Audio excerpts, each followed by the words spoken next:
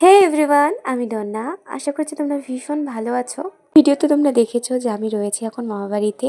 আর আজকে না বেশ খানিকটা লেট হয়ে গেছিলো ঘুম থেকে উঠতে। মামাবাড়িতে গেলে আমার এরকমই হয়, তো ওঠার সঙ্গে সঙ্গেই তো আমি একদম প্রিন্সেস ট্রিটমেন্ট পেয়ে গেছি। নর্মাল চায়ের থেকে দুধ চা খেতে ভীষণ ভীষণ ভালোবাসি, তো দিদুন আমাকে না দুধ চায়ের এক মগ করে দিয়েছিল।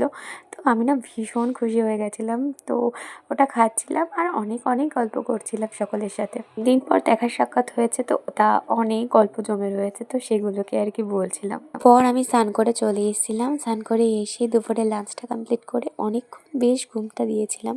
দিকে আমরা একটু বেরিয়েছিলাম, ভাইয়ের কয়েকটা জেরক্স করবার ছিল, ওর সামনেই তো পরীক্ষা, তো ওগুলো করার জন্য আমরা বেরিয়েছিলাম। তো গিয়ে আমরা প্রথমে গিয়েছিলাম একটু মিষ্টির দোকানে কয়েক রকমের মিষ্টি কেনার জন্য। এরপর পছন্দ করে কয়েক রকমের মিষ্টি আমরা কিনেও নিয়েছিলাম।